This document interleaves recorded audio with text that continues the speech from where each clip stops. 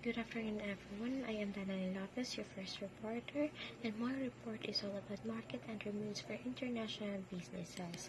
So, modes of entry into an international markets are the channels which your organization employs to gain entry to a new international market. So, there are three types of entry moves. The first one is the export moves, the second one is the contractual moves, and the investment moods. So the e-commerce under the exporting moods are the indirect export, direct export, and the cooperative export. So when we say indirect export, those are the moods that manufacturing uses independent export intermediary located in its own country. So the manufacturer doesn't have a direct contact with international customers or partners, and that transaction is treated as a domestic one. For example of that is the Export Commission House, or the ECH. That is a representative of foreign buyers who is located in the export zone country, offering services to the foreign buyers such as identifying potential sellers and negotiating prices. The second one is the export or import broker. It is a specialist in performing the contractual function and does not actually handle the product sold or both, bringing a buyer and seller together. The third one is the export management company, or the EMC. It is an intermediary specializing in particular types of product or particular countries or region. And the fourth one is the Export Trading Company, or the ETC. That is an intermediary similar to AMC, but it usually takes the claim to the product before exporting.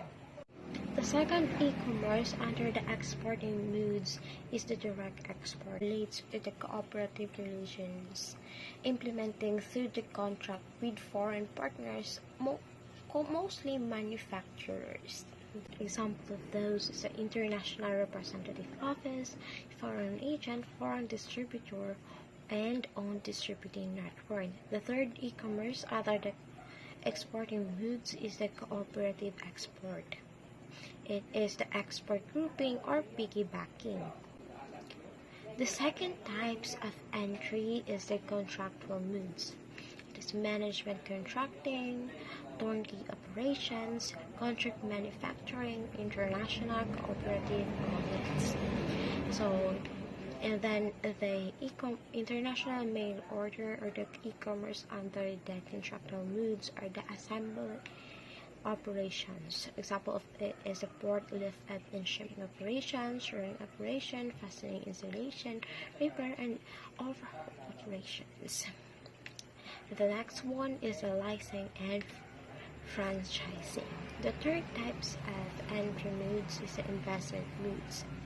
Investment mood. The commonly typical feature of investment moods is that it is physically and the constant presence of the international business in the foreign markets by making the investment in the form of setting up the foreign branches or foreign subsidiaries. The type of e-commerce is a foreign branch, joint venture subsidiary, or wholly owned subsidiary. So when we say trading subsidiary, it is the marketing satellite. In the production subsidiary, it is a rationalized manufacturing or the product specialist. So when we say mixed subsidiary, it is the miniature replicate or the strategic independent. Settling ways, brownfield investment, greenfield investment.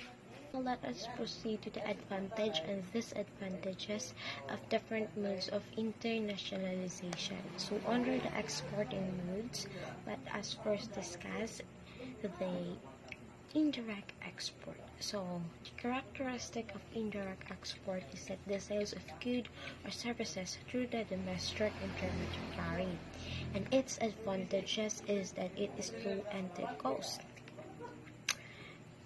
low financial risk, entry difficulties are light on the domestic intermediaries, low staffing requirements, lack of marketing cost, the less complicated modes of internationalization, and the last advantage is that it is relatively simple extension of sales markets. Of course, if there are advantages, there will always be the disadvantages. The disadvantages of the indirect export is that it is low profitability of the transaction. The second one is that it is a full dependence on the domestic intermediary. The third one is the lack of knowledge in the foreign markets. Next is the inability to gain international experience, and the domestic intermediary can't find a better provider. The last one is that an intermediary may itself start the productions in that country. So now let us proceed to the direct export. So the characteristic is that direct export to a foreign agent as a foreign intermediary. So its advantage is that it has low entry costs, moderate financial risk. The agent overcomes the difficulties of entry. The disadvantage is that low profitability of the transaction, high dependence on the foreign agent, inability to gain international experience. The second characteristic is that indirect export through a foreign distributor as a foreign intermediary.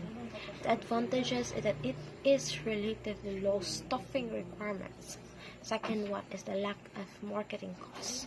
The disadvantages of the foreign distributor is that an agent can find a better provider, high transport cost, and potential trade barriers.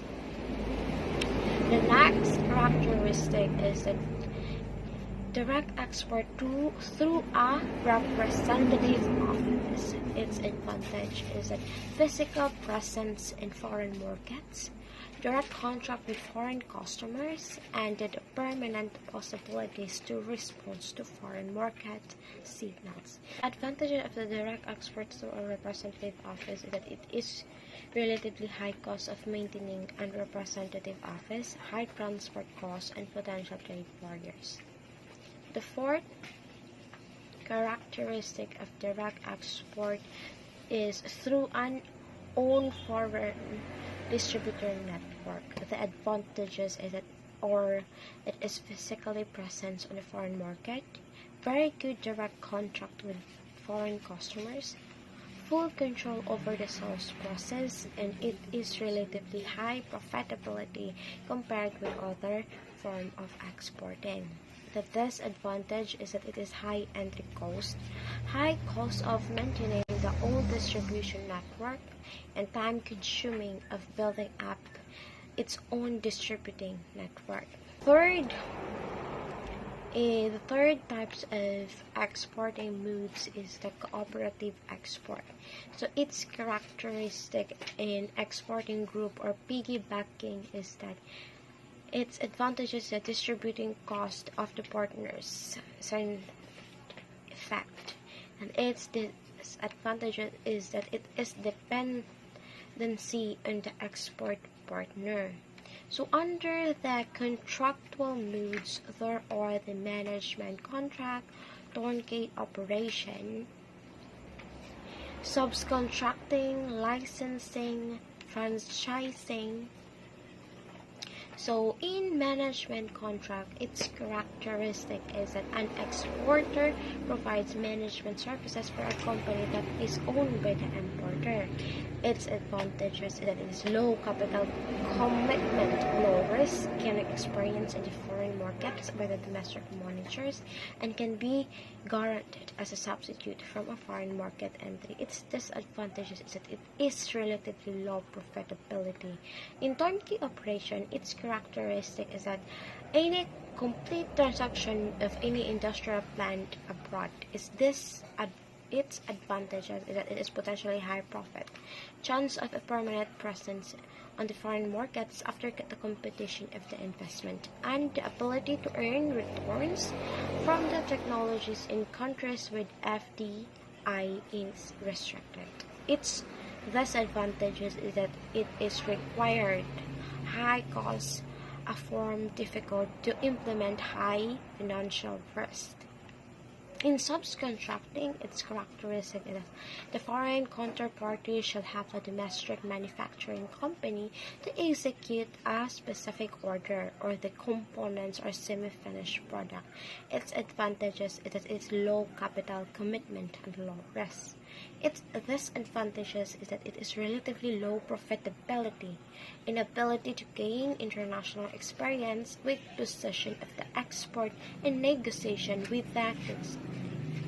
In licensing, its characteristic is that it sells abroad of right covered by a patent or the sign or any intellectual property to be used for commercial purposes. Its advantages is that it is low entry cost, low financial risk, ensuring a steady income, a strong presence in foreign markets by commercial brand and logo.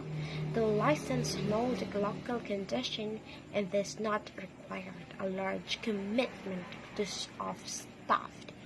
Its disadvantages is that the possibility to lose control over technologies and know-how, lack of controls over the maintenance of the quality of the foreign markets, which is always be the case. The third of disloyalty of the licensee, and then relatively low income for royalties compared to other forms of internationalization. In franchising, its characteristic is that it sells if the rights by the domestic franchise to conduct commercial activity of foreign franchise. Its advantages is that its low entry costs, the possibility of rapid foreign expansion, the possibility of a simple expansion of both the large and vested markets. If this advantage is that it requires some control of costs, sharing profit gaining from foreign markets between the foreign franchise and a domestic franchisor, requires appropriate qualification of franchise, the possibility of potential conflict between the partners, the possibility of difficulties in maintaining uniform standard and quality, and the possibility of franchise disloyalty. In investment modes, under the branch, the characteristic is that the creation of an organization unit of the parent company and the foreign market, which is an organization and legal part of the company. Its advantage is a full control, holding centralized control, and it is relatively good image of the branch in the local market. Its disadvantage, of course, is the relatively complicated registration procedures. In joint venture subsidiary, its characteristic is the creation of a foreign subsidiary jointly controlled, monitoring interest by the parent company and the foreign partner. Its advantage is in fact a combination of knowledge of the exporter and a local partner, spreading the risk between the export and the partner, good image of such a company on the local market are the political acceptable. Its disadvantages is that it is a high entry cost, high risk, potential conflicts of interest of the exporter and the importer, complicated registration procedure. In fully owned subsidiary, its characteristic is the creation of a foreign subsidiary wholly owned 100% by a parent company. Its advantages is that you have the full control, holding centralized control, good image of such a company in the local market, and the potentially high profitability.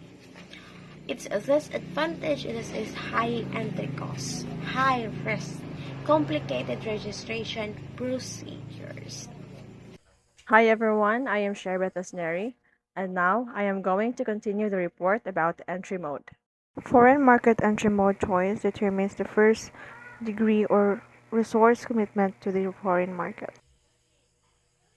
The mentioned methods of entry mode, export, contractual, and investment form differ in many ways. First is scope of capital commitment. Second is scope of management commitment. Third is scope of control. Fourth is scope of risk. Fifth is scope of potential profits. And last is scope of input cost. So the most important of them, which will be the criteria for their selection. This is a natural way to know the choice of entry mode. Issues related to financing. Is it a capital resource? These behaviors are a natural way to determine the choice of entry mode. Issues related to financing, capital resources, in the case of medium or small businesses in particular, it will make it it will make it impossible. So choose more advanced modes or ways of presence in foreign markets. Hollis in 2007 proposed a more complicated choice of model in entry mode, considering four determinant decision-making groups. Internal factors that connect the company includes its products and its advantages as a group of its factors. External factors involving the environment of the host country, as well as the country of birth, specific characteristics and different ways, transaction specific factors. In total, Holderson isolated 16 different determinants with a bipolar effect on the process of internalization, which is increasing or decreasing the intensity of internalization. The latter increases externalization at the same time. So in this chapter is devoted to entry modes into foreign markets, as well as determinants affecting the choice of a particular entry mode. The modes are discussed in three main groups, namely exporting modes, non-equity modes, and equity modes. Finally, the investment modes as a foreign branch, joint venture, and wholly owned subsidiary are discussed. So now let's move on to our next topic entitled International Marketing Program. A characteristic part of the international marketing movement of a business is matching the individual elements of the marketing mix to the requirements of the countries where the business wants to be operate. So, international marketing is often not linked to local marketing. Marketing knowledge and skills acquired in one's own country are not always available in the international market. The product policy realized by a company and in a company in the international market is usually different from the norm in a local market. So the effectiveness of international markets depends on the correct balance of proportions between elements of products that can be universal and those that require adjustments to the specific requirements of different markets. The use of standardization strategy allows to achieve economies of scale. Extension of production line leads to diminishing unit costs. Decrease of funds for research and development, which may be allocated to seeking new solution or product and not on adjusting a product to the predictions and preferences of final consumers. Savings in promotion budget resulting from harmonization of strategies, and lastly, strengthening consumer loyalty. If a product can be bought during a foreign trip, the adaptation strategy is supported by the following premises. So, different specificity of the market, consumer tastes and preferences in respective countries, which differ from consumers in other countries. So, first, the different conditions of use, climatic and physical conditionings. Second is legal regulations concerning the labeling, packaging, or the use of particular raw materials. And third is demand for additional varieties of product.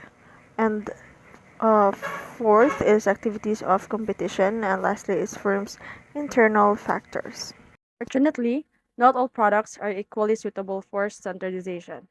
Our consumer products, stable products, are easier to standardize than unstable ones. So the products that are more than others risk of standardization consist of electronic equipment, household goods, luxury goods or jewelry or perfumes, sports equipment, computers or mobile phones. That was said by Adam Sick and Wittig 2008. So the foods are it is more difficult to standardize. So it is tailored to the taste styles and habits of local consumers. So an example of a company using the standardization strategy in the international market is IKEA, which offers the same type of furniture and other interior designs products throughout world. So apart from the stores, the company also has its own manufacturing facilities. So the designs are made of strong wood chairs, while these products are manufactured on commission by IKEA in its own factories or in more than 150 produced in 50 different countries on 5 continents. Adaptation strategy may be forced or voluntary, therefore, its two varieties should be mentioned. First is strategy of market-driven individualization and strategy of voluntary individualization. Adaptation may refer to various elements of products like packaging, size, product symbol, and color. Adaptation of material product features to the specifics of the foreign market may result from conditions whose sources are various elements of the international environment. Some of them imposed by legal regulation or some objective physical condition. Some must be taken as consideration as specific requirements of competitiveness in a market. Amy Dingkong, and for today's video, this is the continuation of our report. And for this video, I'll be discussing or sharing with you what is branding on international market. So the brand is the most important and clearly visible tools of marketing influence on the market consumer is brand. Brand is psychology added value repetition, associations, experience, convictions, dreams, but also illusions associated with a product. Brand is an important strategic resources of a company operating in conditions of internalization and global of economy. So when we say brand, we do have a local brand and global brand. So let me just go ahead and tell you the advantage and disadvantage of local brand. So local brand, the advantage of that one is the fast penetration of the local market, possible adjustments of the quantity and quality to individual markets. So aside from advantages, we do have also a disadvantages in local brand. When we say disadvantages, it is a higher marketing cost, low loss of economies of scales, and fuzzy image. So when we say about global brand, I do also have here the advantage and disadvantage of the local brand. Let me just go ahead and tell you or state to you the advantage of global brand. So when we say advantage of the local brand, it is the maximum marketing effectiveness, reduction of advertisement cost, a uniform and uniform image on all markets, desired for prestige goods, free of cultural collections, easily identified by travelers. So when we say if we do have an advantage, we also have the advantages of global brand. So first, the disadvantage of local brand, that would be assumptions of market homogeneity, problems with black market, possible negative associations, required constant quality level, and legislative problems. Alright, so after that one, we do have the product packaging. When offering products on international markets requires adjustment of packaging to specific economic, cultural or civilizational conditions, but also to legal regulations, packaging becomes very important in international exchange. It is a visual means of communications which should be attractive, point to the producers, and inform a customers about the contents. In addition, external characteristics of packaging is also important. So it is because a vast majority of purchaser responds most strongly to a visual stimuli. So that would be the product packaging. Aside from product packaging, we also have the country of origin effect. So when we say country of origin effect, that would be the image of a country is a significantly important for the developing purchase distributes towards foreign products. The influence which a given country's image, which originated from it, it may have various foundation. It may form on rational, affective, or normative basis. Aside from that one, we my last topic would be the term innovations and classifications of product innovation. So first, the term innovation may indicate a product or process, but also marketing on organizational activity of an enterprise. It enterprises strategies to product and its development play a crucial role.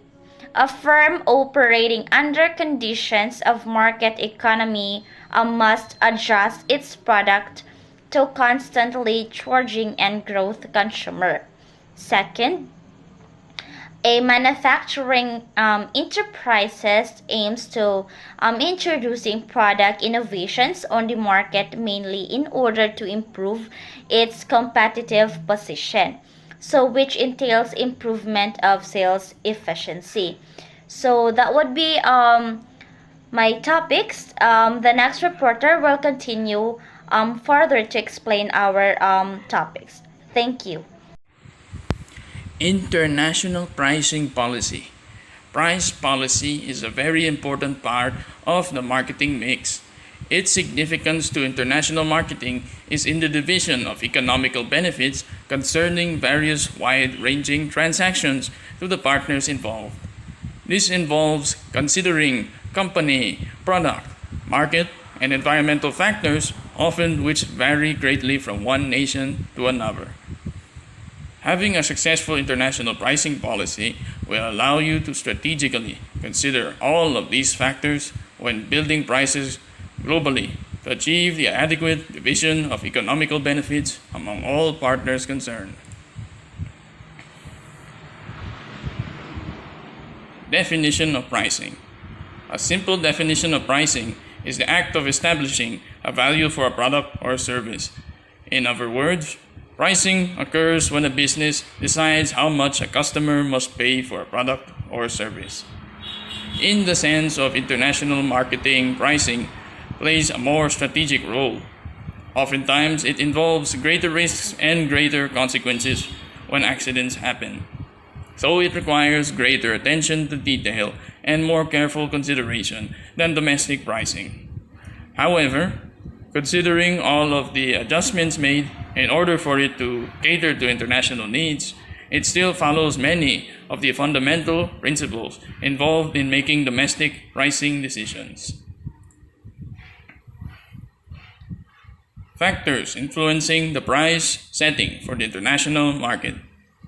Company factors, strategic objectives, elements of marketing mix, the 4 Ps, the structure of costs. Product factors, product life cycle, product range and differentiation, unique selling propositions, substitute products, product features, payment conditions. Market factors, customers, perceptions, expectations, and ability to pay.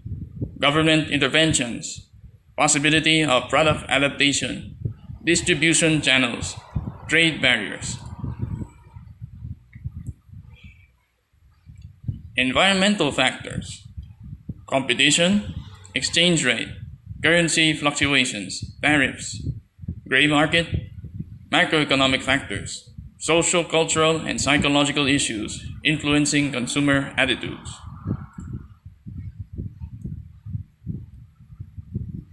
What is price escalation? Price escalation is defined as the disproportionate or unequal difference in price between the exporting country and the importing country because of added costs collected as a result of moving goods from one country to another. These costs are related to shipping, transportation, insurance, packing, tariffs, longer distribution channels, special taxes, administrative costs, and exchange rate fluctuations. What are tariffs? Taxes include tariffs, and together they affect the final consumer price. A tariff, or duty, is a special form of taxation, a fee charged when goods are brought into a country from another country, with the aim of protecting a market or for increasing government revenue. A specific duty is a flat charge per physical unit imported. Ad valorem duties are levied or charged as a percentage of the value of the imported goods. Combination tariffs combine the functions of specific duty and ad valorem duties by charging per physical unit and levying a percentage of the value of the imported goods. Figure showing the factors influencing price escalation. Price escalation: taxes, tariffs, and administrative costs, inflation, exchange rate fluctuations, transportation costs, middleman costs, varying currency values, all affect price escalation. Cost-plus method. The cost-plus method of pricing is the simplest method of determining price. It involves setting a higher price than what was spent in producing your product. In the international setting, all costs must be paid for by all other countries, including domestic marketing costs and fixed costs. The calculation, therefore, begins with a domestic price and then adds international expenses. This pricing practice is highly centralized and ethnocentric. Despite its simplicity, this method has a major disadvantage. It does not take into account possible specific conditions abroad. It is easy to establish a price that may be too high to be competitive in a particular foreign market. Marginal cost pricing is a pricing method that involves setting the price of a product at or slightly above the amount you spent making that particular product. The calculation includes the actual production costs plus foreign marketing costs. The price cannot be set below this floor price without incurring a loss. It is also polycentric and decentralized as opposed to cost-plus pricing. The advantage here is the sensitivity to local conditions. Therefore, subsidiary or affiliate companies are allowed to set their own prices. However, in the long run, it is dangerous to be price competitive without being cost competitive. Pricing strategies. These are strategies that are an essential part of company factors influencing price setting. Two notable examples of these strategies are market penetration and market skimming. There are three approaches to international pricing strategies: ethnocentric pricing policy or standardization, polycentric pricing policy or adaptation, geocentric pricing policy or invention. Market penetration strategy is a pricing strategy that is employed in order to capture a sizable market share. An international firm may adopt this strategy to keep its prices initially lower than the competition in the international markets in order to gain market share immediately. Market skimming strategy is a pricing strategy which aims to set a high price to maximize profit in the early stages of a product's introduction, to reach a relatively price inelastic segment of the market which is willing to pay a premium price for the value received, until competition forces a lower price. If there is demand elasticity, which means if demand changes in response to changes in price instead of remaining stagnant, the the seller can lower the price to penetrate the market more deeply. Table showing the skimming versus penetration strategy. Price is high, promotion high, rapid skimming strategy. Price is low, promotion high, rapid penetration strategy. Price is low, promotion is low, slow penetration strategy. Price is high, promotion low, slow skimming strategy. Going a report about payment methods and delivery terms and counter trade operations. Payment methods and delivery terms. Payment method is a way that customers pay for a product or service. Payment terms include agreement about method and time of payment for delivered goods, while the aim of payment instruments is to eliminate risks related to agreed terms. Brick and mortar store. So these are the examples to pay: cash, gift cards, prepaid cards, credit cards, debit cards, and also mobile payments. E-commerce business. So mo ni siya ang mga online payment methods. Online payment, credit or debit card, prepaid card, gift cards, and direct transfer from a bank account. Payment processors, for example, PayPal, Gcash, Google Play, Apple Pay, and more. Delivery terms means the provisions of the sales contract which lay down the obligations of the seller and the buyer respectively in accordance with the Inquarters of the International Chamber of Commerce. Inquarters Incoterms are the set of the predefined commercial rules used in foreign trade transactions which define the task, cost, and risk of transportation delivery of goods under sales contracts.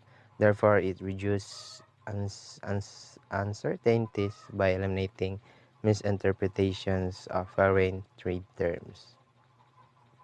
Cash in advance, preferable for a seller, especially if the buyer is financially weak, has known credit risk when there are unstable economic, political condition in the buyer's country, or the seller is not interested in assuming credit risk.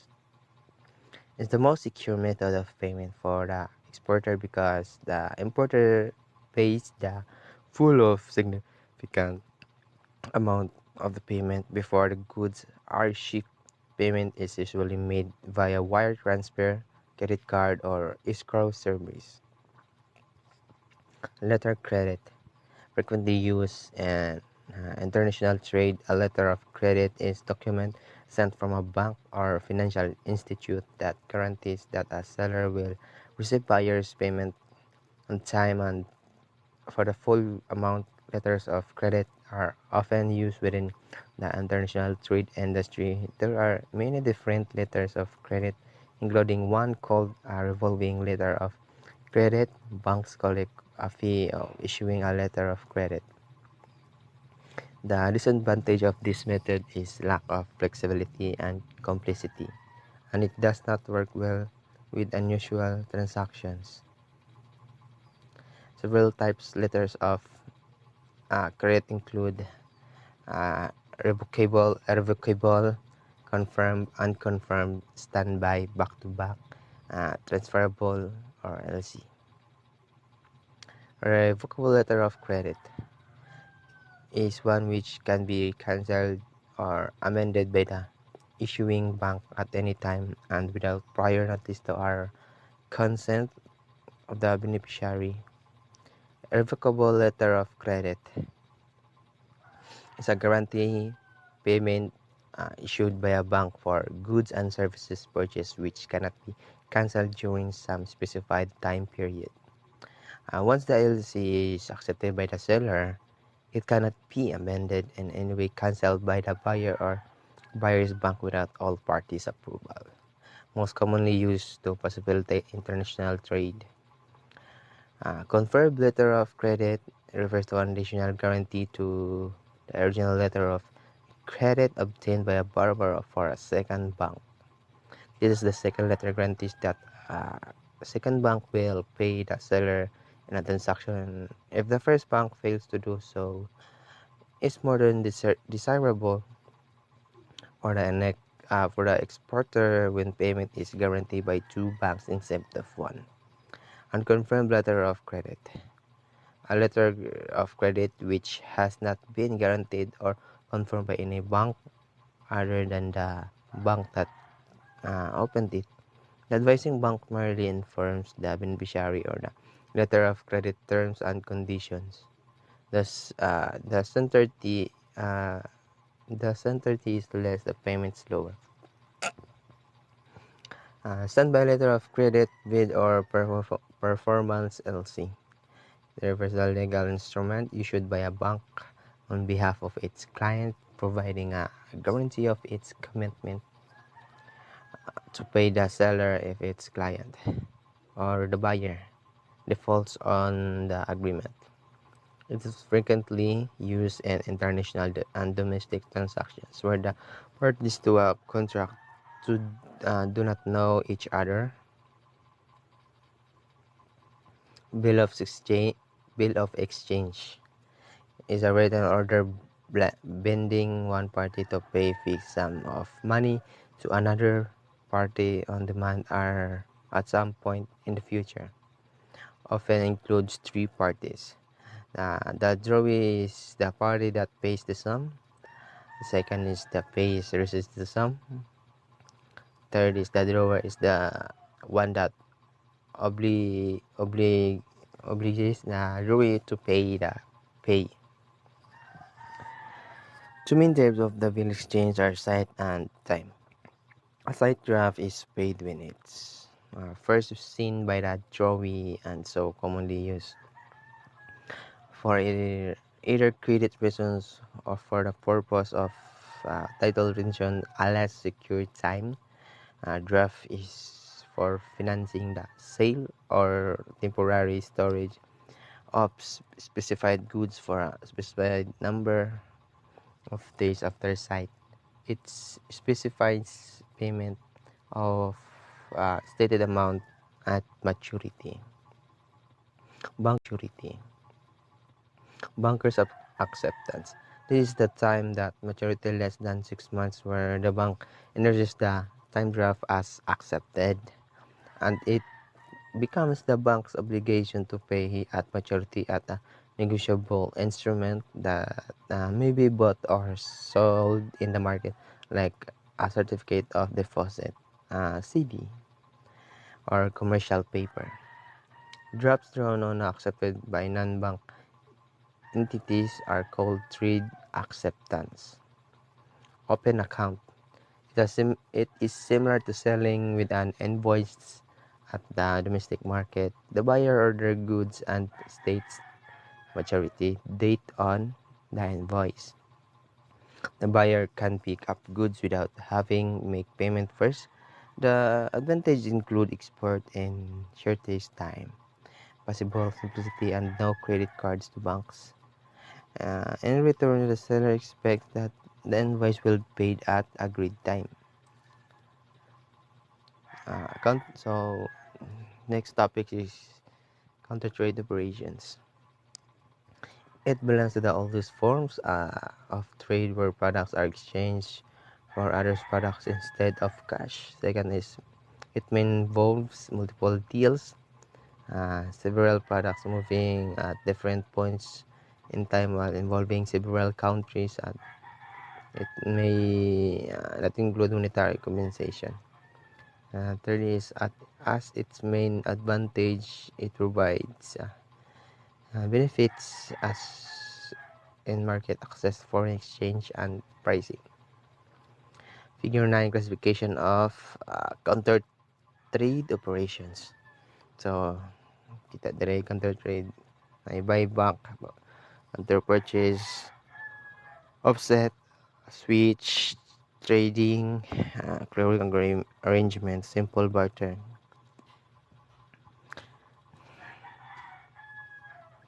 The simplest form of counter trade is better one of a time direct and simultaneous exchange of products of value without the use of any money. Usually no third parties is involved carry out the transactions. A single contract covers entire transaction. Bartered goods can range from hams to iron, pellets, mineral, furniture, or olive oil.